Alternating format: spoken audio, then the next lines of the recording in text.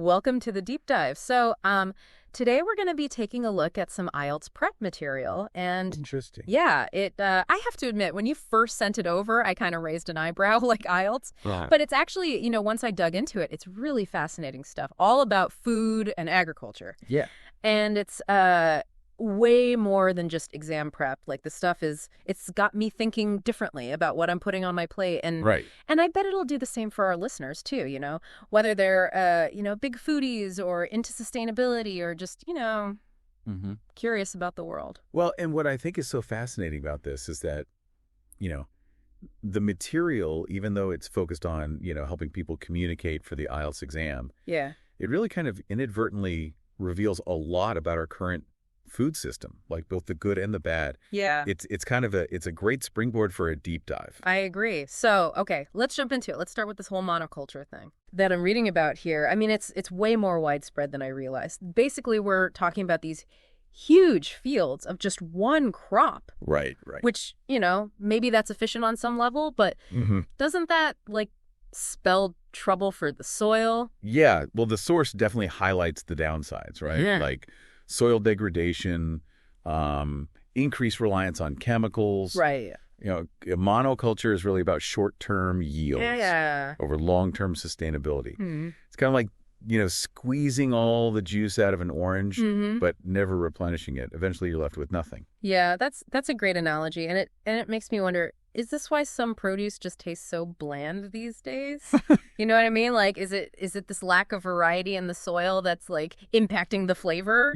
I'm no farmer, but It's an interesting thought, and I think there's definitely a connection between biodiversity and the nutritional density of food. right. Right. So a healthy ecosystem, you would think, would mean healthier plants. Right. And potentially, more flavorful ones. Makes sense. The research is still kind of ongoing in that area. Yeah, sure. But it's certainly something to consider. The next time you're at the grocery store, maybe that cheap, perfectly uniform tomato isn't actually the tastiest choice after all. Yeah, good point. So, okay, so if monoculture is sort of the villain in this story, what are the alternatives? Right. Like, can we even feed the world without resorting to these massive, single crop fields? Yeah, that's a great question. And, the IELTS material doesn't really delve into specific solutions, Okay. but there are some really promising solutions being explored out there in the world. So things like regenerative agriculture, permaculture. Mm-hmm. These are approaches that are really about working with nature, not against it. Mm-hmm. It's less about, maximizing output from a single crop and more about creating this kind of balanced ecosystem. I like that. That sounds promising. But is it realistic on a large scale? Well, that's the challenge, right? Yeah. It's definitely a challenge. But there are farmers out there who are proving that it can be done. So, for example, you've got polyculture farming, Okay. where multiple crops are grown together. Now, this might sound kind of chaotic, but Yeah, I was going to say. it mimics natural ecosystems, Yeah. and it can actually be more productive in the long run. So maybe there's hope for my taste buds and the planet. Exactly. Speaking of taste buds, this whole section on cultural cuisines was a fun read. I mean, intellectually, I get it that what people eat reflects their history and their environment. Yeah. But I don't know, I never really thought about it deeply until, my first experience with real, spicy Thai food blew my mind. Wow. So different from anything I grew up with, Yeah.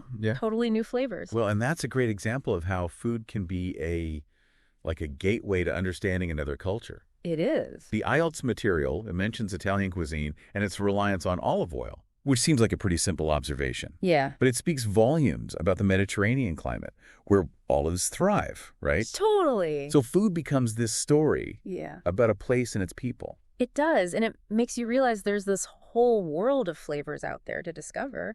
But then I come back home and I go to the grocery store, and sometimes I just feel overwhelmed by the choices. It's like organic, local, fair trade. Right. How do we even make sense of it all? Well, and, this kind of ties into the source's point about processed foods. Okay. They're marketed for convenience. Oh, yeah, for sure. But we all know that convenience often comes at a cost. Mm-hmm. Right. Yeah. So I think navigating the modern food system really requires us to be more conscious consumers. Right. It's not just about what tastes good or what fits in our budget. Yeah. It's about really understanding the impacts of our choices. Right. Because cheap doesn't always mean good in the long run.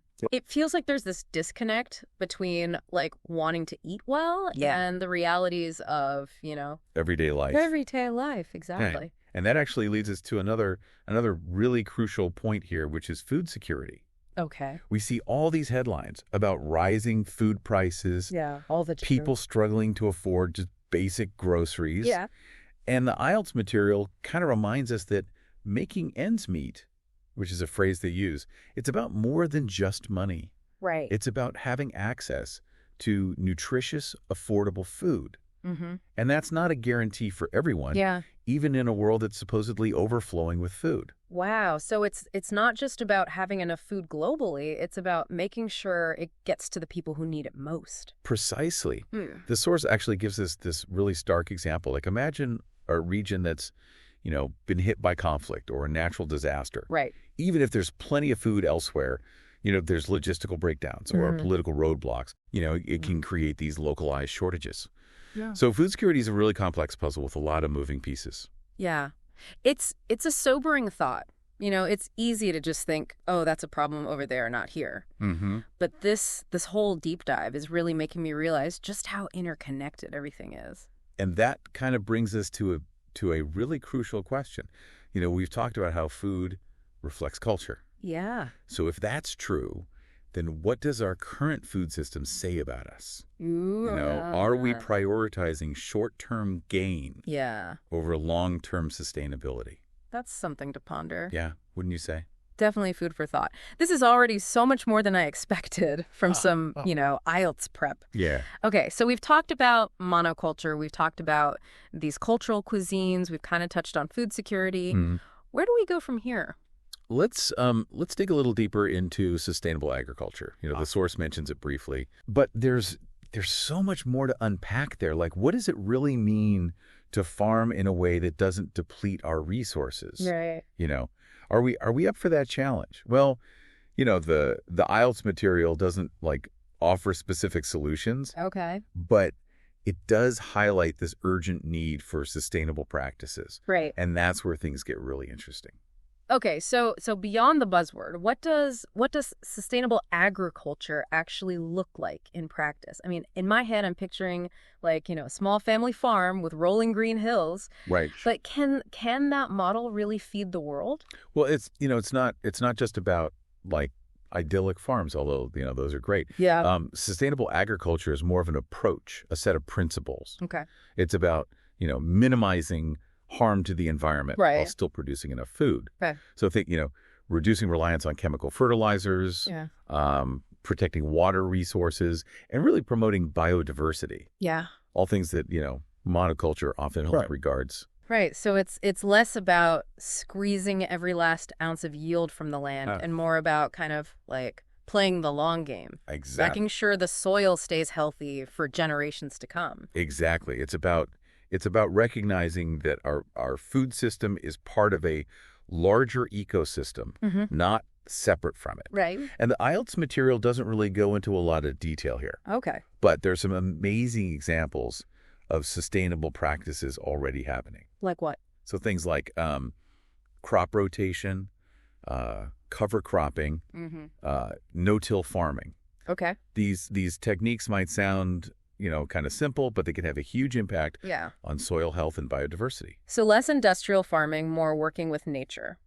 Yeah, I like that. But what about the practical side of things? Can these methods really produce enough food to feed a growing population? Yeah, that's the big question, right? Yeah. And it's where I think innovation comes in. So we're seeing a rise in things like vertical farming, aquaponics, even using drones for precision agriculture. Interesting. These technologies can help us produce more food with fewer resources. Yeah. But it's crucial to use them responsibly. Right. Not just as a kind of a Band-Aid solution.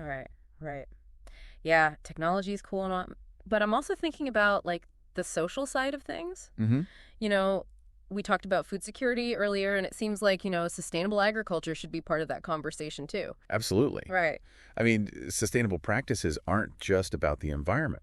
Right. They're about people, too. Yeah.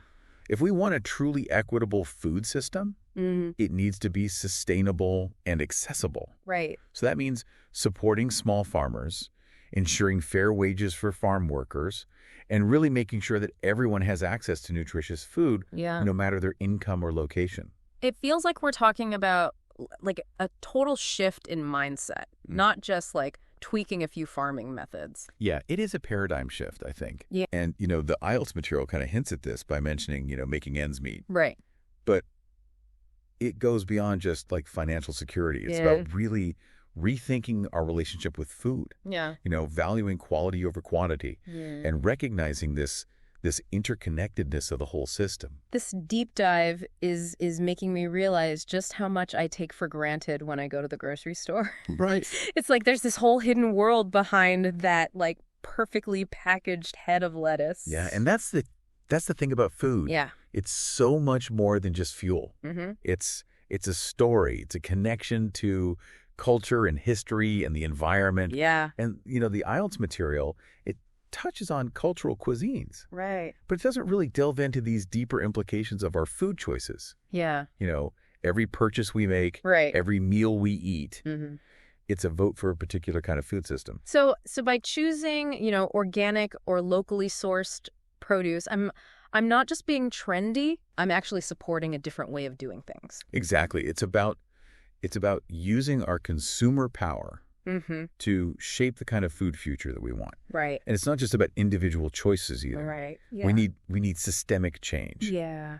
Policies that support sustainable practices. Right. Investments in research and infrastructure. Yeah. And really a shift in public awareness. Okay, so it's multi-pronged, it's individual choices, systemic changes, a whole lot of awareness raising. Yeah. Sounds like a tall order. It is. But this deep dive has definitely gotten me thinking differently about food and agriculture. I'm glad to hear it. Before we wrap up, is there anything else you think our listeners should consider?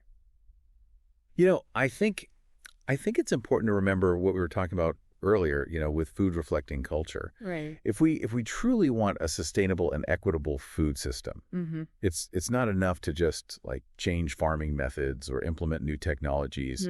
We need a cultural shift as well.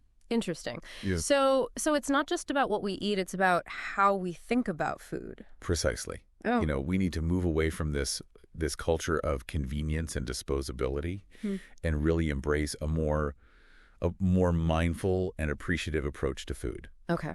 So, think about it. What if meal times were less about rushing and more about connection, savoring flavors, and appreciating the journey that food takes from, farm to table?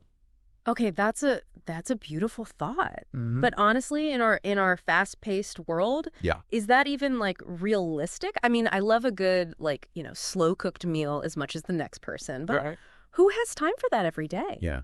Well, and I don't think it's about being perfect. Okay. It's about just shifting our mindset. Okay. So maybe we start by cooking, one more meal at home each week, using up leftovers creatively, or simply just taking a moment to appreciate the food that we have. Yeah.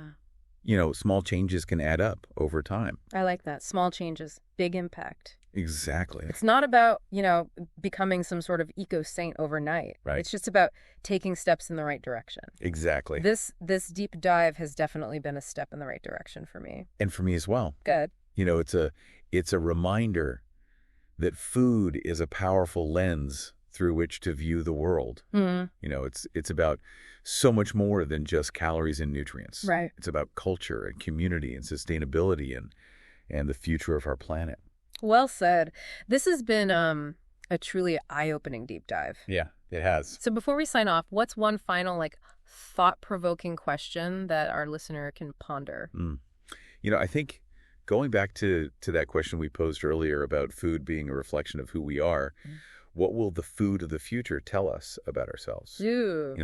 What choices will we make? What stories will our meals tell? Those are questions worth chewing on, don't you think? Yeah, that That's a really great question to kind of leave us pondering. It makes you realize that shaping the future of food, it's not just about farmers and scientists. It's about all of us.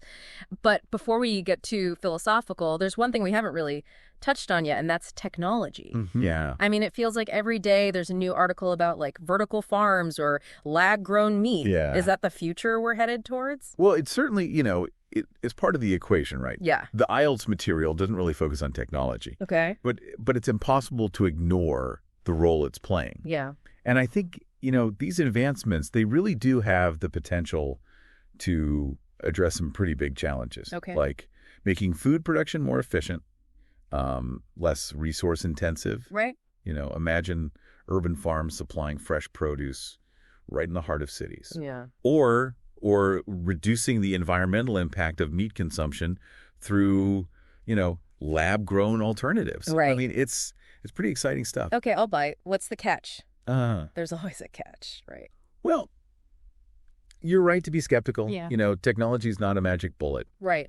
And we need to be mindful of unintended consequences. Like what? For example, will these innovations be accessible to everyone? Ah. Or will they just kind of widen the gap between the haves and have-nots? Right. And what about the potential impact on, traditional farming communities? Mm-hmm. So we need to approach these advancements with a critical eye, not just blind enthusiasm. So it's not just about inventing cool new gadgets. Right. It's about using them wisely. Exactly. And making sure they benefit, society as a whole. Yeah. Easier said than done, I imagine. Well, it's a complex challenge for sure. Yeah. But it's a conversation we need to be having. And, I think the IELTS material, it doesn't offer any easy answers. Sure. But it does remind us that effective communication is key here. Okay. We need to bridge the gap between scientists and policymakers and consumers. Right. And yeah, even podcasters. Hi. To really ensure that technology is being used in a way that aligns with our values. Okay, so we've covered a lot of ground here. Sustainable agriculture, food security, the role of technology, even, the cultural significance of food. Yeah, it's a lot. I have to admit, it's a bit overwhelming. So where does the average person even begin to, make a difference? Yeah, well, don't let the complexity paralyze you. Okay. Remember, even small actions can ripple outwards. So, think about the choices you make every day. What you buy at the grocery store, how much food you waste, right. Whether you support local farmers. Yeah. Those decisions, they really do matter. I'm also thinking about the power of, education and awareness. Oh, absolutely. This deep dive has definitely been an eye-opener for me. And maybe the most impactful thing we can do is just, talk about these issues more. Yeah. Share information and encourage others to think more deeply about their food choices. Absolutely. I mean, the more informed we are as individuals, right. The more empowered we are to make choices that actually align with our values. Yeah. And the more we engage in these conversations, the more pressure we put on our leaders and institutions to create a food system that's truly sustainable and equitable. It sounds like we all have a part to play. We do. Whether it's through our daily choices or our conversations or even just, our willingness to learn and ask questions. Yeah, absolutely. This deep dive has definitely sparked a lot of questions for me, and I hope it has for our listeners as well. As for me too. Good. And remember, there's no one right answer here, no perfect solution. Yeah. It's an ongoing journey. It's a process of learning and adapting and working together to create a food future that nourishes both people and the planet. Well said. Well, on that note, I think it's time for us to wrap up this deep dive into the world of food and agriculture. It has been a journey. It really has. Thanks for joining us on this journey. It's been a pleasure, as always, exploring these ideas with you. Likewise. And to our listeners out there, we encourage you to keep diving deep, keep asking questions, and keep advocating for a better food future. Yes, and as for that thought-provoking question you posed earlier, I guess the answer really lies in the choices that we make each and every day. So what will your next meal say about you? That's something to chew on, indeed. Until next time, happy eating, everyone.